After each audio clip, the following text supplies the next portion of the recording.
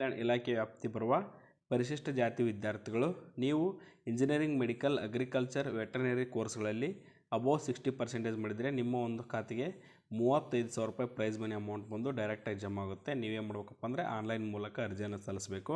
ಆ ಕುರಿತು ತಿಳಿಸ್ಕೊಡ್ತಾ ಇದ್ದೀನಿ, ಬನ್ನಿ.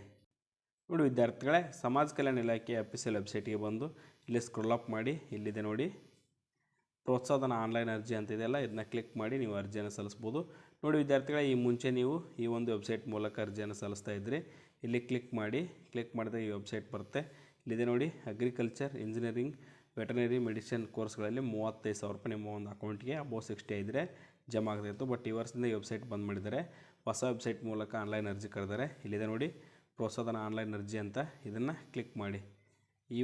ಇದನ್ನು ಕ್ಲಿಕ್ ಮಾಡಿದಾಗ ಹೊಸ ವೆಬ್ಸೈಟ್ ಓಪನ್ ಆಗುತ್ತೆ.